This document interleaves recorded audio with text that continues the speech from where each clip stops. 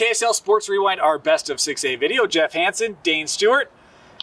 In case you missed it, Friday was kind of a big deal for 6A. Jeff, where do you want to start? Just throw everything you thought you knew about 6A, throw it right out the window. It's a week-to-week thing. Yes, we'll figure it out.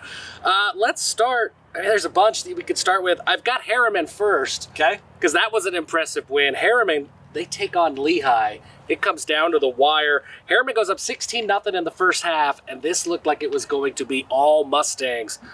Quarterback change for Lehigh. They come out. Wyatt Bingham comes out in the second half, and they immediately find some momentum. Devon Eka goes up for a 70-yard touchdown to open the pass, and all of a sudden, it's a football game. Lehigh, Taki scores a touchdown. Legend Glasker scores a touchdown. So all the big names get involved. Lehigh takes the lead. Yep. Feels like, okay, Lehigh's got it. Take a big sigh of relief. Not so fast when Tyler Messer finds Gavin Hansen. And we should have known. A guy like Gavin Hansen's going to come through. Right. Runs in the name, right? Gavin Hansen with a big statement touchdown in the final seconds of the game. And Harriman, they go on and they pick up a big win, 22-21 over Lehigh. We talked about the Mustangs a couple of weeks ago and said, hey, Harriman's for real. But now that's like the stamp of approval to the whole state. Add my Digi signature to it, because we don't do stamps of approval anymore. Add my Digi sign, my DocuSign. Harriman's legit. And look, you'll see our rankings. Go check out our rankings. Harriman fans, you're going to want to go see our rankings. Yeah. This Harriman team, add them to the list of contenders in 6A. Yeah, look, Tyler Messer, he's tough. That Lehigh defense, they've got as many playmakers as anybody. They struggled bringing Messer down. He was doing his thing. That's a really good offense. That's a really effective offense. And then they play defense. And we should add Coach Rickards. He's been a coach of the year when he was at Kearns. Went to Harriman, thought, man, now he's going to have a ton of athletes and talent and funding, and this thing's going to go. It's taken a couple years. This is what Coach Rickards. Yes. This is what we all kind of thought he could build there. Man, it looks glorious for the Mustangs. Yeah, they look good. All right, you would take that game. I'll take the other shocker on Friday night, AF and Lone Peak. We talked about Region 3, and we've made the statement that I think Region 3, it's going to be just a battle fight every Friday night. And anyone can beat anyone, and that was the case Friday. American Fork taking on Lone Peak. The Cavemen get out to a big lead in this one early on. They lead at 28-14 at the break. Noah Beam had a 90-yard pick six for that American Fork defense, helped them get that lead. And then in the fourth quarter, here comes Lone Peak, right? Lone Peak, actually a 14-0 run during that fourth quarter to tie things up. And then it's Jace Worthington, a 40-yard field goal with 23 seconds left to give AF the lead. AF's thinking, great, we got this one. Lone Peak comes out. Again, just 20 seconds to work with. And they actually march the field. Close. It looks like they get the ball to the 20-yard line, but a penalty brings it back. There's one last play. AF defense gets the stop, and American Fork, the week after Lone Peak upsets Corner, American Fork upsets their rival Lone Peak 31-28. And the only undefeated team left in Region 3 is American Fork, who's sitting at 1-0. Yeah. It's just crazy the last 2 weeks in that region. And the Cavemen, we saw them earlier this year. We said this Cavemen team was different. They were more physical. Their defense was improved. They could run the football extremely well. Prince Afu had a couple of touchdown runs in this one, including, I think, a 60-yarder early, I believe. AF folks stunned the state, stunned number one. They get the win.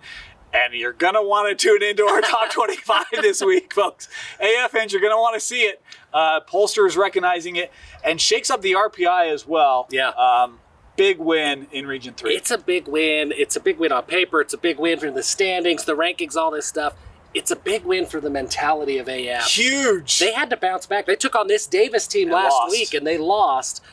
And AF, they bounce back. They show up well. They get a big early lead. Then they have to bounce back again. The mental toughness of this AF team to grit out that win, man, that's a different-looking AF team for sure. The next game I want to go to, Dane, I want to talk about this one here. Okay. We saw a really, really good Davis offense, really good Davis defense as well. But Trayden Bessinger, my goodness, if you have not seen Trayden Bessinger play, go Get find to Davis a way. High School on a Friday night. And you've got to see it live and in person to really appreciate it. You don't get many opportunities to see this. Yeah. And you only got 3 left in the regular season. Only got a few left. When we said at the beginning of the year, wow, it sort of looks like a Jackson Dart performance. My gosh, I don't know what more he could have done yesterday.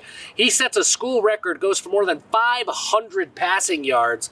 I think did he have 5 touchdowns, Dan? Yeah. 5 touchdowns.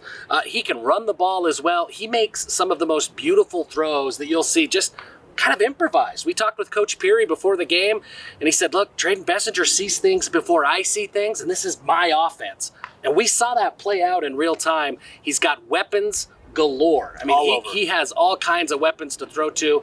Bodie Sparrow, Jackson Itaheo, Tyson Baggett, Isaac Morris. I mean, it goes on. And then this defense. This is a really tough Syracuse Better than offense. people think it is. This Syracuse offense, the way they run the ball, they're tough.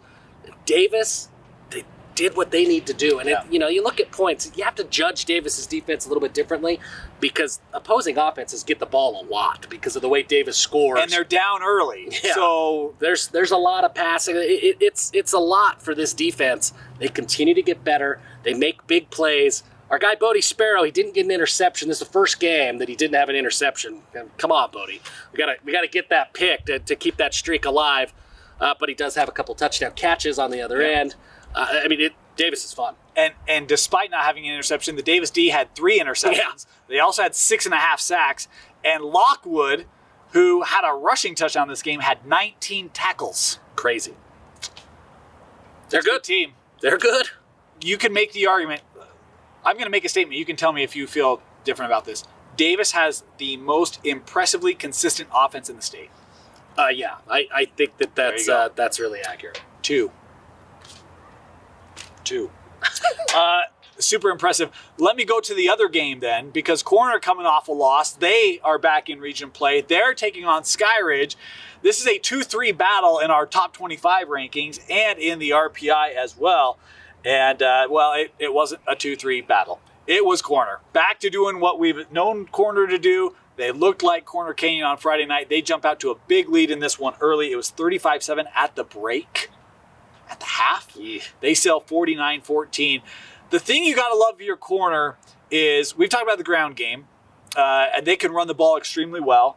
We talked about Briggs last week in the loss at Lone Peak, averaged 10 yards a carry. It wasn't the Briggs show this week. No, sir. Not because he was hurt, because they've got depth in the backfield. Yeah. It was Jackson Caruth, 4 rushing touchdowns for Caruth. I don't even remember seeing him run the football last week against Lone Peak, but he's got 4 rushing touchdowns in week 7 to help propel Lone Peak 49-14, or to help propel Corner Canyon 49-14. Draper can breathe a little bit, right? Season's not lost due to one loss, but they absolutely took care of Skyridge. Had a defensive touchdown. Corner looked like the Corner we had saw earlier this year, which means Region 3, man. Yeah, get ready. Just some quick hitters as we wrap up here. Thursday night, big 6A win. Farmington, just from up the road here, they take on Fremont. And Fremont's missing some guys. Kate Hadley didn't play, Celeste Moa didn't play, but the Phoenix, they do exactly what they need to do. They go get a 24-17 win. That's a big win for that program. They're getting better. Kava Fiafia continues to play really, really well. Look for him to have a big, as it gets colder, Kava Fiafia. He had a passing touchdown, a rushing touchdown, and a receiving touchdown. That's versatility. Yeah, does it all. It's a great one. And he plays safety. One of those guys. You love it if you're a Farmington Phoenix. There you go. There's our best of 6A, folks. What games did we miss? Hit us up. We got other content coming out where we'll cover a couple of other things that happened in 6A on Friday night. Go check that out as well. We'll also have our best of 5A for it and our top 5, all sorts of stuff. No one brings you more high school coverage than right here on KSLSports.com. For Vince Francis, Jeff Hansen, my name's Dane Stewart. Thanks for joining us for our best of 6A on KSLSports.com.